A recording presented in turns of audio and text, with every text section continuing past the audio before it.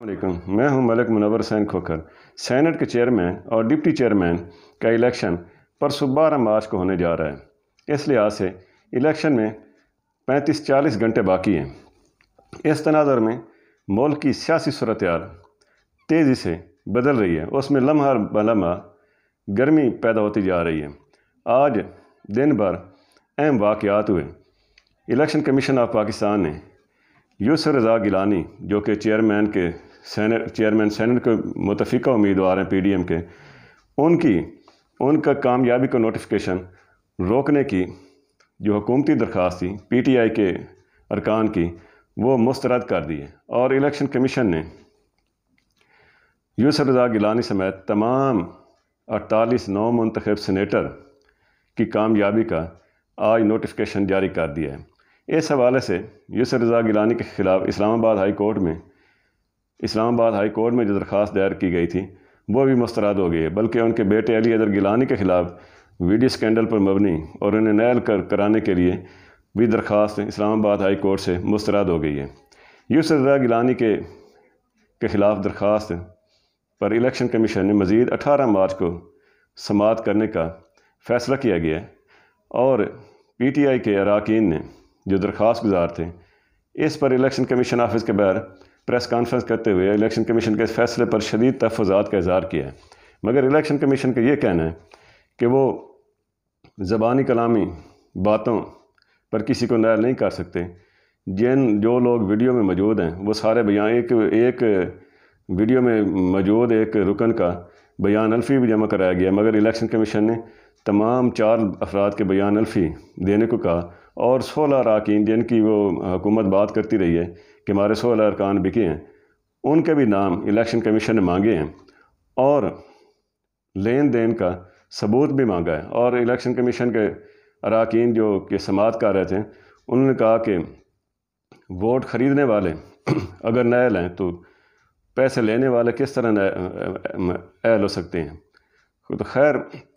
یہ ساری بحث وہاں پہ ہوتی رہی، اور الیکشن کمیشن کے حکام کا یہ بھی کہنا تھا کہ حکومت جو کچھ میڈیا میں بیان کر رہی ہے وہ آ کے ہمیں ثبوت دیں۔ کہا یہ جاتا ہے، جو اندر کی کہانی ہے، کہ حکومت کے پاس مزید ایسی 10-12 ویڈیوز موجود ہیں، اور وہ الیکشن کمیشن میں پیش نہیں کرنا چاہتے۔ وہ الیکشن کمیشن کے حکام کا اس پہ یہ بھی موقف ہے کہ اگر سابقہ 2018 کے سینٹ الیکشن میں جن کے نام حکومت کو معلوم تھے، وزیر عمران خان نے 20 اپنے اراکین کے خلاف جس بنیاد پر کارروائی کی تھی، تو اگر حکومت کو یہ پتہ ہے، جس کی تصدیق شیخ رشید صاحب بھی کر چکے ہیں، تو حکومت کو اگر پتہ ہے، وزیر اعظم صاحب یہ جانتے ہیں کہ 16 اراکین وہ کون تھے جنہوں نے پیسے لیے ہیں، تو وہ خود ان کے خلاف کارروائی کیوں نہیں کرتے؟ شاید وہ اس لیے نہیں کرتے کہ اس سے حکومت کے گرنے کا خطرہ ہے، اور اپوزیشن کی تحریک عدم اعتماد اگر وہ سامنے آئی تو وہ کامیاب ہو جائے گی۔ تو یہ تھی حکومت نے اب یہ اعلان کرنے شروع کر دیے ہیں کہ وہ چیئرمین سینٹ کا الیکشن ہر صورت جیتیں گے۔ کل وزیر اطلاعات شبلی فراز صاحب نے کہا تھا کہ انہوں نے کہا تھا کہ اگر اپوزیشن والے غیر قانونی کام کر سکتے ہیں تو وہ کیوں نہیں کر سکتے؟ وہ حکومت چیئرمین سینٹ کا انتخاب جیتنے کے لیے ہر حربہ استعمال کرے گی، جبکہ دوسری طرف اس ٹائم پی ڈی ایم جو ہے وہ پرجوش ہے، چونکہ وہ سمجھتی ہے کہ ان کے پاس ارکان کی اکثریت ہے، حالانکہ اکثریت بھی کوئی اتنی واضح نہیں ہے۔ 2 ووٹوں کا اس ٹائم فرق ہے۔ عبد القادر بلوچ پی ٹی آئی میں شامل ہو گئے ہیں، جبکہ شمیم افریدی فاٹا سے جو 1000 رکن منتخب ہوئے تھے وہ پیپلز پارٹی میں چلے گئے ہیں۔ تو اب جو موجودہ پوزیشن ہے وہ یہ ہے کہ پی ڈی ایم اتحاد کے پاس 49 ووٹ ٹوٹل 51 ووٹ ہیں، جبکہ حکومتی اتحاد کے پاس 49 ووٹ ہیں۔ تو اس طرح 2 ووٹوں کا فرق ہے، اور ابھی تک کسی نے، نہ حکومت نے نہ ہی اپوزیشن نے یہ مطالبہ کیا ہے کہ چیئرمین یا ڈپٹی چیئرمین سینٹ کا انتخاب اوپن بیلٹ سے کرایا جائے۔ شاید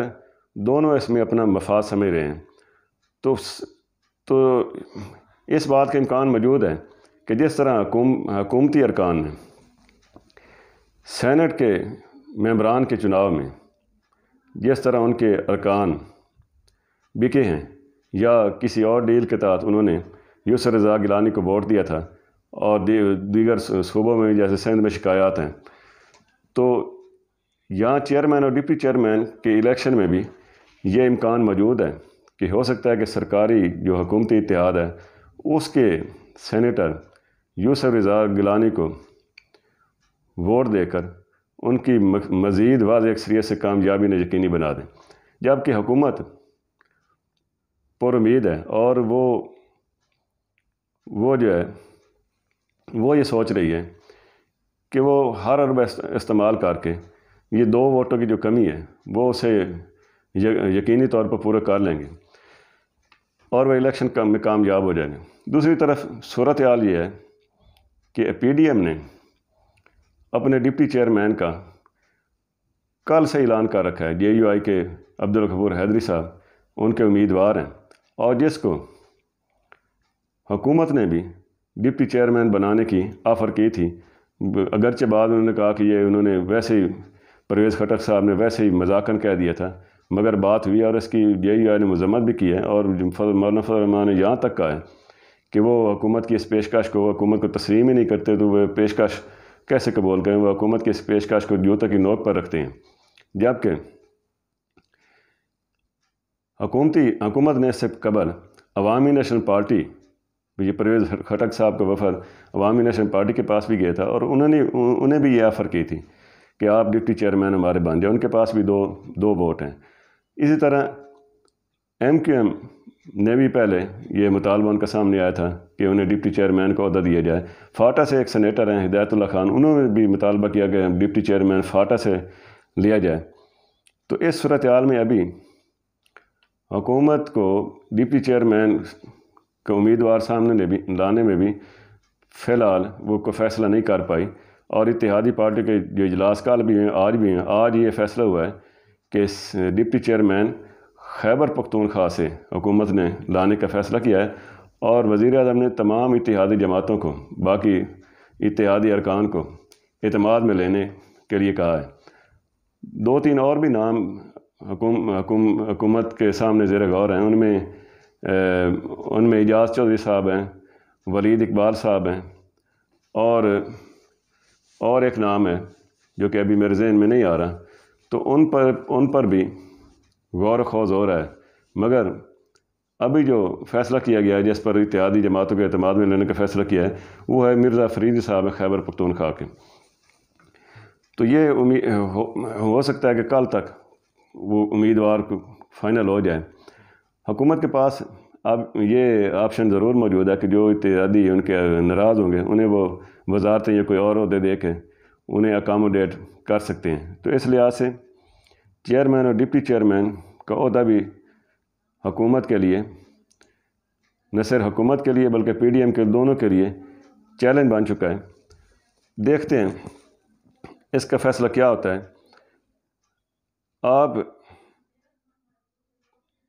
ایک اور بھی خبر سامنے آئی ہے کہ خالدہ طیب ایک ایم کیو ایم کی نو منتخب سینیٹر ہیں سندھ سے خواتین کی نشست میں، تو وہ عیدت میں موجود ہیں، اور انہوں نے یہ کہا ہے، اور ایم کیو ایم اس سے پریشان بھی ہے، انہوں نے یہ کہا ہے کہ وہ علماء سے فتویٰ لیں گے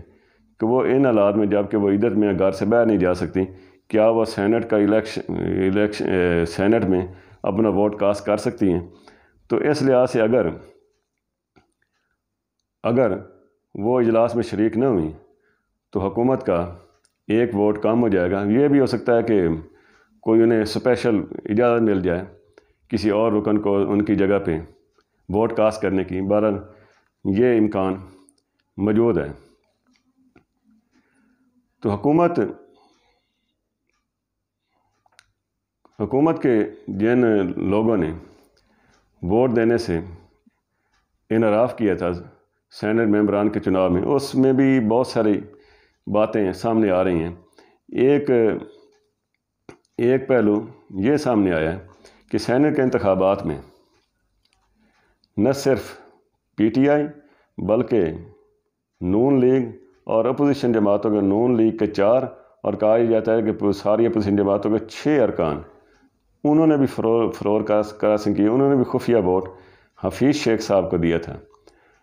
اور جبکہ پی ٹی آئی کے 20-25 لوگ تھے، اور یہ جو 36 افراد کی بات کی جاتی ہے، وہ ٹوٹل اس میں 6 لوگ اپوزیشن جماعتوں سے بھی شامل ہیں جنہوں نے اپنی پارٹیوں کی منشا کے خلاف ووٹ دیا تھا، مگر اپوزیشن والے ان کے نام ظاہر نہیں کر رہے، اور جن کے خلاف اتنا یوسف رضا گیلانی کے خلاف اتنا محاذ بنایا گیا ہے، وزیر اعظم نے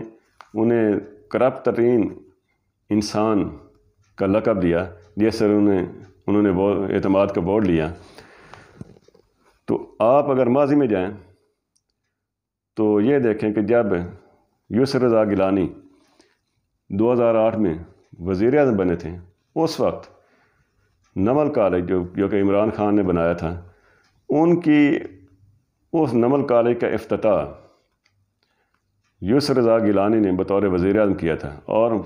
اس موقع پر انہوں نے کالج کے لیے ہر قسم کی خدمات کی پیشکش کی تھی، اور اس وقت نون لیگ کے احسن اقبال وفاقی وزیر تعلیم تھے، تو وہ بھی اس تقریب میں موجود تھے، اور دونوں کو بتایا جاتا ہے کہ حامد میر کی کوششوں سے دعوت نامہ دیا گیا اور انہیں تقریب میں مدعو کیا گیا۔ اس وقت عمران خان اسمبلی کے ممبر نہیں تھے، اور انہوں نے اس وقت تقریب میں آنے کی اور عزت افزائی پر دونوں کی بہت تعریف کی تھی، جبکہ اب اسی احسن اقبال کو پارلیمنٹ ہاؤس کے باہر جوتے مارے گئے اور یوسف رضا گیلانی کو کرپٹ ترین انسان کہا گیا، اور جو اس کے مقابلے میں حفیظ شیخ صاحب کو جنہیں ایماندار قرار دیا گیا۔ حفیظ شیخ صاحب اس وقت وزیر اعظم کی یوسف رضا گیلانی کی حکومت میں وزیر خزانہ تھے۔ تو ایک آپ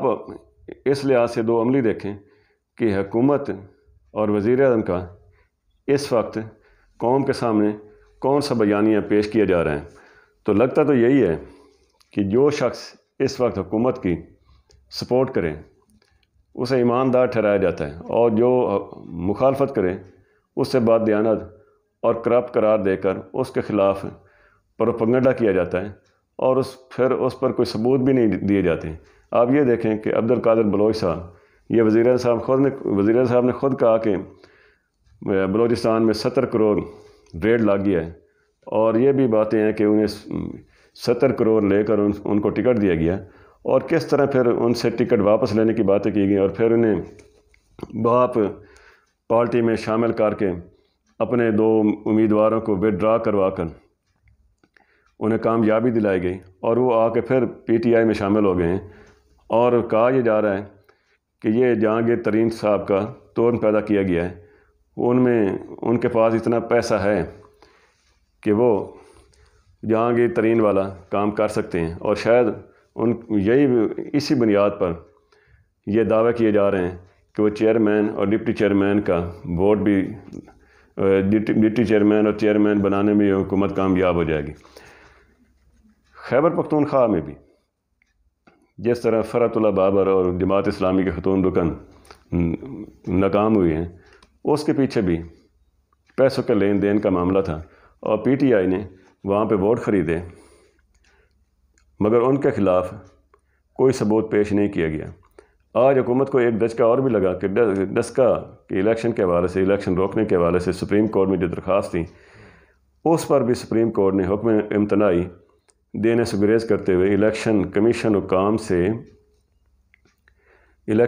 حکام سے ریکارڈ طلب کیا ہے کہ وہ کس بنیاد پر اس نے ڈسکا کے الیکشن کالعدم قرار دے کر ری پول کرانے کا فیصلہ دیا ہے۔ تو اس کی مزید سماعت بھی 16 مارچ کو ہوگی۔ لگتا یہی ہے کہ جیسے اپوزیشن کی تحریک کی وجہ سے میڈیا کو کچھ آزادی ہو گئی ہے، اسی طرح الیکشن کمیشن مضبوط نظر آ رہا ہے، تو اب جو عدالتی سسٹم ہے، جو عدالتیں ہیں، وہ بھی الیکشن کمیشن کو، اس کے فیصلوں کو سپورٹ کر رہی ہیں۔ اور اب جو طریق عدم اعتماد کی باتیں کی جا رہی تھی، پی ڈی ایم میں شامل نون لیگ اور جے یو آئی نے اسے یکسر مسترد کر دیا ہے، اور پنجاب میں تبدیلی کی بات اب حکومت خود کر رہی ہے، وزیر اعظم اس پہ مشاورت بھی کر رہے ہیں، اور انہوں نے وزیر اعلیٰ عثمان بزدار کو ہٹانے کی بجائے اور نیت کی تبدیلی لانے کا فیصلہ کیا ہے۔ مگر اطلاعات یہ ہیں کہ چونکہ اسٹیبلشمنٹ بھی عثمان بزدار کی کارکردگی سے ناراض ہیں، اور حکومت کو جو سینٹ میں شکست ہوئی اس میں پنجاب حکومت کی اہلیہ بھی شامل تھی، تو اس لیے عثمان بزدار کو تبدیل کرنے کی باتیں ہو رہی ہیں۔ حکومت کی یہ کوشش ہے کہ کسی طریقے پرویز الہی کو وزیر اعلیٰ بنایا جائے، اور اس پر وہ جو اپوزیشن ہے ان کی حمایت بھی حاصل کرنے میں کامیاب ہو جائیں گے، مگر نون لیگ نے اس امکان کو مسترد کر دیا ہے۔ اور اگر یہ سارا فیصلہ، اپوزیشن کی ساری توجہ اب یسر رضا گیلانی کے الیکشن پر ہے، اگر اس میں جو غیبی قوتیں ہیں وہ اگر نیوٹرل رہیں اور گیلانی صاحب کامیاب ہو جاتے ہیں، تو اس کے بعد پھر طریق عدم اعتماد کی باتیں سامنے آئیں گی۔ ادروائز اگر گیلانی صاحب کامیاب نہیں ہوتے تو حالات پھر اپوزیشن کے لانگ مارچ کی طرف جا رہے ہیں۔ اور اس سے پہلے آپ نے دیکھا ہوگا کہ مریم نواز نے کہا تھا کہ اس سینٹ الیکشن کے بعد طریق عدم اعتماد کی نوبت بھی نہیں آئے گی، اور کہا تھا کہ لانگ مارچ کی نوبت بھی نہیں آئے گی، مگر اب لانگ مارچ کی تیاری کی جا رہی ہے، چونکہ اپوزیشن رہنماؤں پہ جیسے مریم نواز کی گرفتاری کا بھی شوشہ دیا گیا ہے کہ انہیں اثاثہ جات کیس میں کیپٹن صفدر کے ساتھ شامل تفتیش کیا جا رہا ہے، تو اس لحاظ سے اپوزیشن پر دباؤ ڈالا جا رہا ہے، مگر اپوزیشن اب قابو میں ہوتی نظر نہیں آ رہی۔ اور امکان یہی ہے کہ اگر یسر رضا گیلانی کامیاب نہ ہوئے تو اس کے بعد لازمی طور پر لانگ مارچ ہوگا، اور جو کہ فیصلہ کون ہوگا۔ اجازت دیجیے، اللہ حافظ۔